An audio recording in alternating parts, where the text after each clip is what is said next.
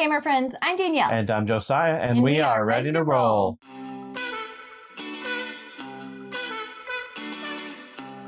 Have you ever sat down to play a board game and spent the first hour reading the rule set? Me too.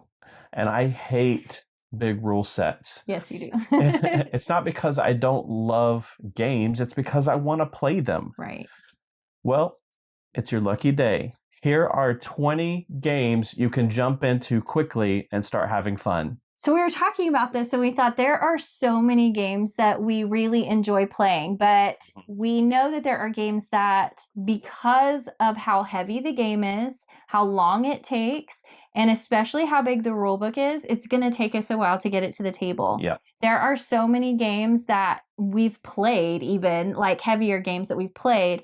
And if I know I'm going to have to get the rule book back out and relearn that game, it's like almost a chore. It's a hindrance for sure. Yeah. And so what we really wanted to do was bring you some games that you don't ever have to do that with. Yep. Either you'll remember how to play or, okay, 5 minutes and you got it. That's right. So we decided to break this into 2 different videos.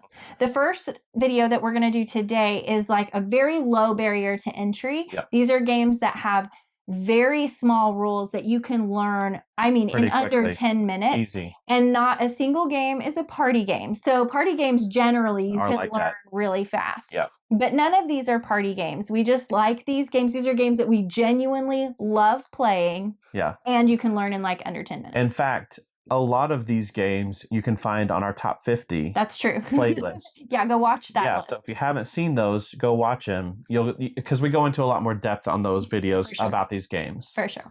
So I think we should probably just get started. Yeah. Number 10 on my list is Challengers. This is a up to 8-person tournament, 1v1 tournament in a tournament bracket style. It's just you get some cards, you're putting one down and they put one down. Whoever wins gets that point. And it's basically like that until you get down to a final champion. We played this with 4 at 4-player count, and it was so much fun. Yeah. I really want to play this at 8. Yes. I think it would be even so much more fun at 8. This is this is maybe the closest thing to a party game that we have on the list. I agree with that. But I still wouldn't consider it a party game. Yeah, it doesn't have the same type of feel. I think because you're playing tournament style and it's just you and one other person playing. Right. That's probably why it doesn't feel like the normal type of party game. Yeah. But go check it out if you haven't played it yet. All right, my number 10 is a game called Santorini. And Santorini, you are these little... Are they gods, like little god figures, the Greek gods? Oh, I think they're Greek people. I don't know that they're gods. Are they? Are they? Because they all have a you're right. Power. Yes, you are right. Okay, so anyway, you're a Greek god and you have a little power, but all you do is either move or build. Yeah. That's it. That's the entire game. And it's kind of this abstract game. Yeah. But it's really fun. It's 2 players. You're trying to kind of outsmart your opponent to place your building in the right place, right. Get it built all the way up. And so, yeah, it's really fun. Yeah, it kind of almost has this like 3D chess kind of Connect 4 almost. Like maybe not. I can see it. Yeah, like because you're building up. You have to build up, and the other you have to kind of build up in different places so that you can not have the other person cap your building, because you have to get up to 3 levels before you can get on top of it and be winner. Yes, but I can block you. Yeah. So anyway, super fun game. Yes. I love this one. Number 9 for me is Mythicals. This is really easy card game. There are, I think, 4 different colors, maybe 5. And you have to, they're all numbered from 1 to 6, I believe. Or maybe 5. I think it's 5. 1 to 5 with a star. Yes. With a wild card. Like a wild card. Yep, that's right. You draw 3 cards from the deck. You pick a color, however many colors there are in those 3 cards, you get all of them. And then you're just trying to make a set. 1, 2, 3, 4, 5, and a wild card. You can sort of bank, if you will, any of those combinations. I think from 3 or two. Well, yeah, I mean, it depends on the board because it's the tiles. Right. You're trying to collect certain tiles. Right. So it's But a set collection. Yeah, it's like set collection, but I think you can do 2, 3, 4, or 5. Anyway, there's a fun mechanic where you can block another player's tile from getting bonus points. You can actually put 2 bonus points on a tile so that you can then later go and collect it. It's very easy, very simple to get into, and a lot of fun. I think this is a game that we tend to champion that I literally hear no one else talk about. Yeah. And I don't know if it's just that we just got it and loved it, or I don't really know, but I never hear anybody else talk about this game. So this is one of ours that you may or may not like. Go look at what other people say because we tend to love it. So yeah, that's a good one. All right, my number 9 is a game that if you've watched our channel, you've heard me talk a lot about because it is Captain Flip. This is a game that I've played more than any other game. So good. This year. And it's so easy because you take a tile, you either place it or you flip it and place it. Yeah. That's it. Literally it. You're trying to make as many points as you can based on what kind of character you get. It has a little bonus on there and it tells you how many points you get. And you're trying to build out as many as you can before the game's over. Yeah. This is literally a game that you can read the rule set and play a full game in probably under 5 to 7 minutes. Well, if you're playing on BGA, for sure. Yeah. But if you're playing in person, it's going to take maybe a little bit longer. Yeah. Okay. 10 or 12. Yeah. It's not long at all. Yeah. And it's really easy to teach. So yeah, for sure. Good. Number 8 on my list is Leaders. This is a lot more like a chess game. Yeah, it's definitely got that abstract feel. Yeah. So you have a leader, and then you can draft with one card 5 different allies for you, and you're basically trying to move up the hexagonal board to get 2 allies next to the other person's leader, so basically trapping them. So ends up being 5 or 6 people on each end of the board, and it's this fun puzzle of like, how do I get around their people and trap their leader before they do it to me? And you can kind of there's movement around the board. They all have special abilities, so sometimes you can use them and do some things. And it helps you, yeah. And I really love this game, and it's another like very quick game usually. It is. It's really fun. Yeah, and it's surprisingly harder than you think going into it. There is a lot of strategy involved in how your characters work together to try and make that happen. And so it's a really good game. Yeah, this is one that you're like, okay, this is a very simple game, but actually there's a lot of meat in it. Yeah. There's a lot of game in there. Speaking of games that have more to it than you think, my number 8 is Toy Battle. Oh, yeah. I love Toy Battle. And this is one that I enjoyed the first time I played it. And the more I play it, the more I like it. You either draft 2 tiles or you can place a tile. And you're trying to get your toys. Each tile is a toy. And you're trying to get a higher number on, what are they? The little placement map on the map. You're putting your toy out on the map. And it has to be higher if you place it on top of that other toy. Anyway, and you're trying to get from your base to the other person's base, and whoever gets there first wins. There's also a way to collect stars and things, and there's a bunch of different maps, and there's different ways that you can do it. There's different strategies you can take, and I have really enjoyed this one. This is one that has a lot of take that. Yes. So if you don't like that, you probably won't enjoy this, but we love take that, and and it's really, really fun. Yeah, because you can get rid of some of their tiles or just like keep them from drawing. There's a lot of things, and it's like our games have tended to have a lot of like momentum swings. So like it goes back and forth and back and forth, and then somebody eventually wins. But super fun game, and it's quick too. Yep, it's very. I mean, that's going to be the case for most of these games. It is. They're going to be pretty fast. Yeah. My number 7 is Splendor. An older game, but a lot of fun. It is. I still love Splendor. I do it's too. A good game. I do too. You collect gems to buy cards. Some of the cards have stars on them, which are the in-game points, and then there's a set of special cards. I don't even remember what they're called, I don't either. but they're like the really expensive cards that takes you a while to be able to get. And that's the game. That's it. Yep. It is so much fun because there's times when I'm building up for a card and then somebody gets to it before I do, and now I'm like, okay, now what? Now what do I do with what I have? Yeah. And you can only hold so many gems, so like sometimes you have to get rid of gems, and oh man, so much fun. Love this game. All right, my number 7 is Castle Combo. This is a game that we played last year for the first time. I think it came out last year. Yeah. And I just loved it from the very first play because you are placing cards. You get to buy certain cards and you place them into your tableau. You only get 9 turns. Yeah. That's the whole game because you're placing 9 cards. And you're trying to combo each card off of each other. So if you can get this card to combo off of this and off of this, then you're gonna get a lot more points. Yep. I love combo games. Yeah.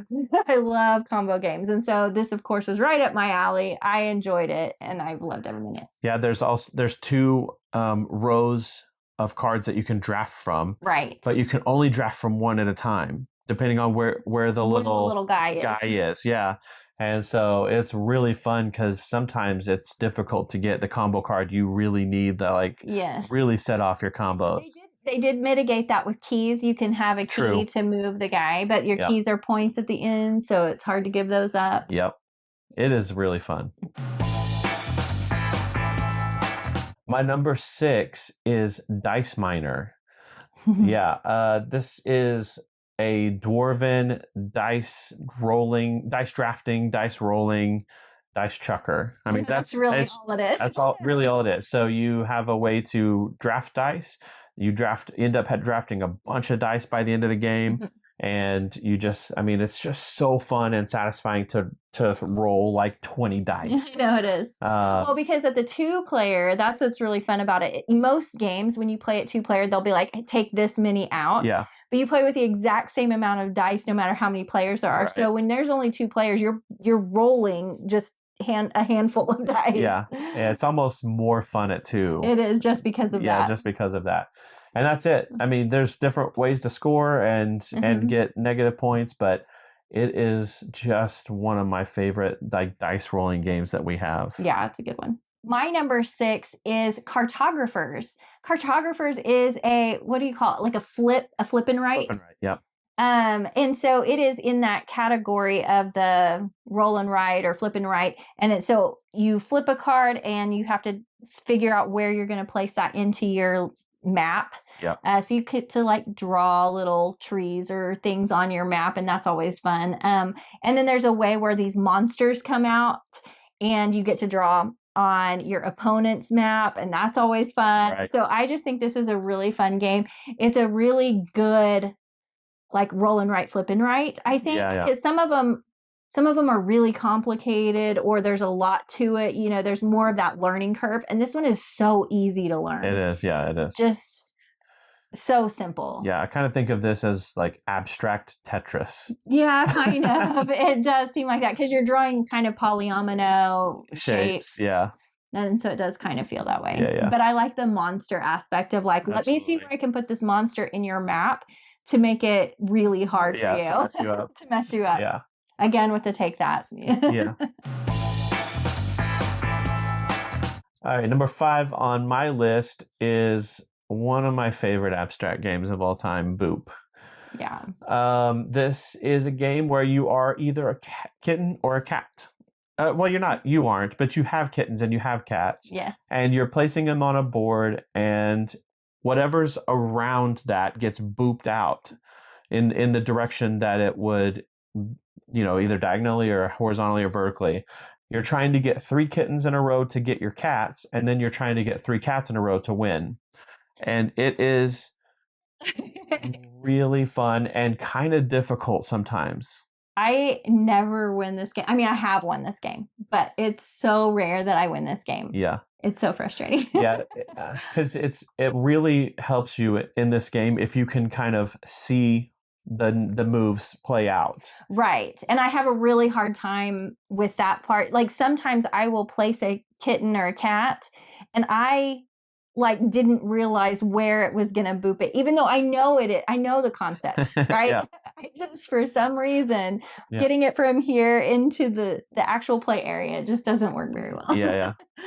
Yeah, so I tend to do better in this game than her because I am able to, like, okay, play out all the scenarios. If I place it here, it boops this here, this here, this here. If I place it here, it moves everything here, and then kind of see where. And then she'll probably go here. Yeah. Like you're thinking moves ahead, and I'm just like, oh, I can do this because I can't make it go that far. Yeah. So, but I love this game so much. It is one of my favorite like quick games to play. It is. I still really enjoy this game, even though I'm really bad at it. Yeah. I still really enjoy it. I did play Isaac once in this game. No, we played twice, I think. Maybe. Oh, you did? Yeah. And I think we both won once. Oh, really? It was pretty intense boot battle. Oh, boot battle. Yeah. It was fun. My number 5 is Potion Explosion. Good one. This one is so fun. You're just taking a marble from the tray. Yep. And then if the marbles scoot together and they're the same color, you get to collect those as well. And then if they scoot together and they're the same color, you get to collect those as well. And you're putting them into your little potion. And then once you fill up your potion with the right colors, then you can use it. They all have a special ability. And you get points also. And so that's how you get your points, and that's how you win the game. Yep. So simple and so fun. Yeah. The puzzle in this one is really just trying to get as many of the potion explosions. Yeah, it's a combo, basically. As you can. So you're like, if I take this marble, then these will go off, and then these will go off. It doesn't happen very often where you get multiple explosions that happen, but it's really fun and satisfying when you do. That's true. When you get to collect like 6 marbles and then fill up, both of your potions. That is so true. Yeah, really fun. It's awesome. Number 4 on my list is one of my favorite card games, Fantasy Realms. So good. Yeah, this is so easy to get into because really all that it is you get a handful of cards, and then you got to find out how to make the best combos of those cards, and it tells you on the cards. It says if you have this card, then you get this many points from this card. And all of them have those things, and so you're just like comboing everything together as best you can, and you draw from the deck. You can discard, and then once the discard reaches 10 cards, I think 10 cards, the game ends. But you can draw from the discard. Draw from the discard, which prolongs the game. Yes. And so, man, this was so much fun. We played it at 4 players. Yeah. And I had just amazing time. Yeah. It is a very, very good game. That one's probably going to have to come to Christmas this year. Oh, because it'd be so fun to play with a bunch of different people. Yeah. I think that would be good. My number 4 is just a game that I'm really into right now. I don't know if this will stick around or if it's going to have longevity or what, but right now I am super into playing Coffee Rush. Oh, me too. Yeah, it started we'd never played it, and it came out on BGA recently, and we've played it so many times already. This is a game that it was super easy to learn. You have fulfillment cards. It tells you what ingredients you need, and you have to take your little meeple and try and collect the ingredients and fulfill the order. Yeah. That's what you're doing, but you have to do it before it falls off and you start losing customers because of it. It's so much fun. It really is. So you're basically like a coffee barista shop. Like you're running a coffee shop. Yes. And this is probably number 1 on my like quick games list right now, like my hotness list. This is probably number 1 right now. Yeah, it probably won't stay there, but right now it is. What's interesting about this game to me is how stressed out I get for when I play this game. I'm like, I have to get the ice. Yeah. It's one of those intense It really games. is kind of intense and stressful. Well, because it's like you feel the urgency of that order falling off. Like, no. Yeah. And so we didn't mention this, but there's I want to say 5x5 grid of ingredients. And you can move generally 3 spaces and to pick up ingredients, and so you have to figure out what's the best route to pick up the ingredients I need to fulfill that order. And there are things like rush tokens that let you move an extra space, and then there's upgrades that give you extra ingredients. Yeah, or move diagonally or things like that. So, man, this one is so good. Yeah, you can tell we like it because it's on our hotness right now. We've been playing it a lot, and it's really fun. Absolutely. My number 3 game probably has a top 3 game experience on my list ever, and it's The Crew. Wow, this is a great trick-taking game. This and Fellowship of the Ring trick-taking game are like 1A and 1A for me. This is maybe 1B, and Fellowship of the Ring is 1A. Okay, because you said 1A and 1A. I did before. Yeah, okay. And then I changed it. Okay. Because the theme of Fellowship of the Ring bumps it just a touch. But this one is much easier to get into. It is. Than Fellowship of the Ring. Basically, all it is you get a quest card. Not a quest card. What would you call it? I can't remember what they call them, but you're going on a mission. Mission card. Mission card. Yeah, you get a mission card. It tells you what you have to fulfill in that session of trick taking. And based on how difficult the level is how many you have to take of those. And so there's times when you get like, okay, there's 4 different things we have to fulfill, and they don't all go together really well, Right. And exactly. So it's really hard. And then other times it's super easy. Like when you first start, it's really easy. It is. And you think there's nothing to this game. This is going to be way too easy. Yeah. And then just wait. It gets harder. Yeah. But man, is it a great game. And we had such a fun time playing this game. Yeah, we played a bunch. Yeah. All right, my number 3 game is Cascadia. And this game is easy to learn. You can learn it in that under 10-minute time frame, but there's so much to this game. Yeah, love this game. You are building out these habitats, and you are putting animals in your habitats, but the animals score based on these cards, and they tell you, okay, like maybe you need 3 bears together, or maybe you have to be in line of sight every time you place one of the birds. I can't remember what kind of birds they are. Eagle or hawk or something. I think it's a hawk. I think it is. Yeah. Anyway, you guys will know. There is this way you score based on that. And I just love this game. We played a ton of Cascadia. Oh, yeah. This is one that you can pull out and play pretty fast, pretty simple. Absolutely. Anywhere, it's so good. You're just trying to match the habitat tiles and then score with the animals based on what the card says, and that's it. Yes. This is one of the most chill games that we play. Yeah. And I love it. It's actually, if you go back and watch our top 50 games of all time, it is in my list. It is very high up because I love this game. Yeah. Super good game. Number 2 on my list is Courtesans. So good. Oh, man, I will play this game anywhere, anytime, with anyone. Isaac, the person we play games with all the time, he loves this game too. Yes. He was like, this is awesome. It's so good. So it's really easy. There's a mat, and it's the court. Table, the Queen's Table. Yeah, that's exactly what it is. And so there are, I want to say, 6 families at the Queen's Table, and basically you draw 3 cards. You have to place 1 in your area, 1 at the Queen's Table, and 1 in somebody else's play area. That's it. And there's different ways that the cards have effects, like assassins and the shields. Yeah, and then there's some that give 2 times, so it counts as 2 points instead of 1. And there's all kinds of fun things like that. The shenanigans are high in this game. That is so true. Which I love. I love it when things get chaotic like that. I have never once won this game, and we've played it quite a bit at this point, and I have not one time won this game. Oh man, I love this game so much. It is so good. Yeah, but then I am always like, well, if I can't win, She's taking everybody down. She's like, down as possible. Sabotage is the name of the game. Which I love. It's so fun. Yeah. It's so good.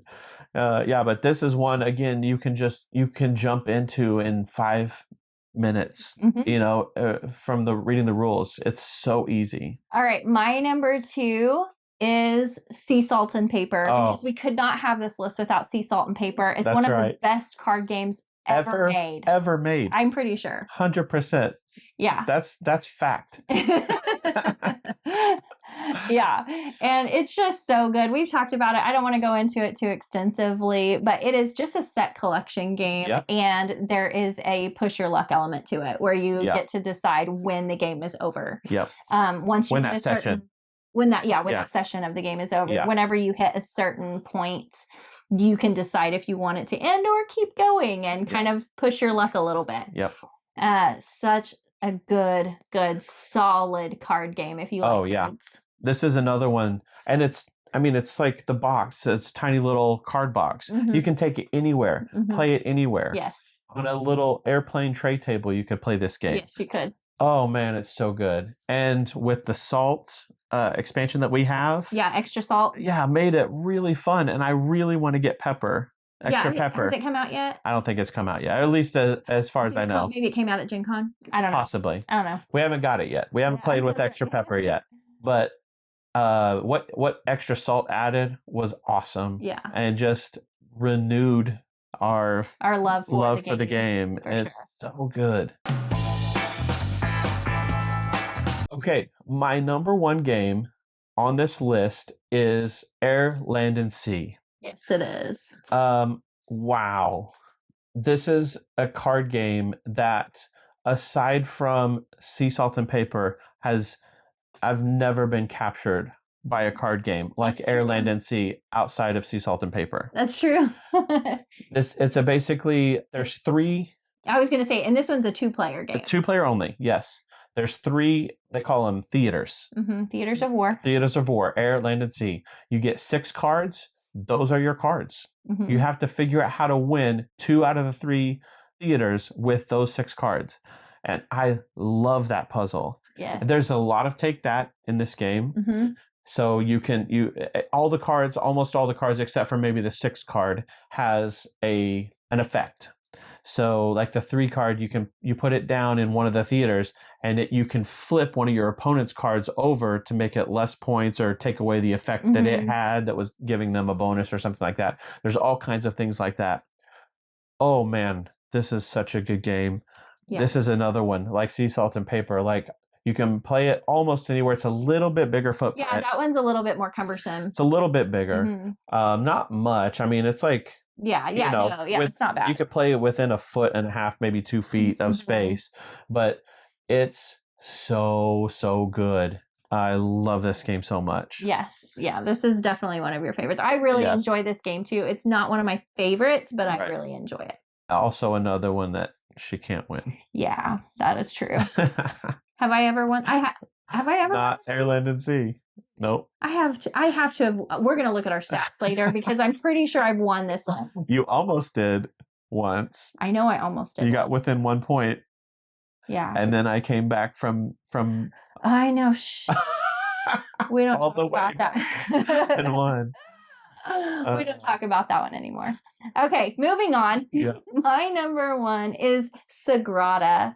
Sagrada, there is, again, the rule book super thin. It looks like there's a lot more to learning it, but there's really not. Yep. That you get to roll dice, and then you're drafting dice into your beautiful stained glass, and there are ways that you can put your dice in. Yep. And the whole thing is a little abstract puzzle of placement of specific colors and specific numbers, and they all have to work together perfectly. If you don't work it out perfectly, you are going to not be able to place all your dice, and you won't get as many points. You'll have an empty hole in your stained glass. Yes. But man, is this good. We've played it with so many different people, and everybody loves it. Every single person. So, I mean, there's probably some of you out there that are like, meh, but everyone we've ever played it with has absolutely loved it. So it has, is it a snake draft? Is that what they call it? Yeah, snake draft. Snake draft of the dice, which I love. I think that's super cool. Yeah, it's definitely works for a game like this because of the way that you draft, and it has to be so specific that it makes sense why they did that. I don't love it in every game, right? But I think in this game in particular, it works really well. Yep, Absolutely. So that's it. If you enjoyed this video, please like and subscribe. And tell us down below, what are your favorite of these 20 games? And if you can't keep it to one, that's okay. Tell us more. We definitely want to hear about it. Thanks for watching. We'll see you next time. Bye.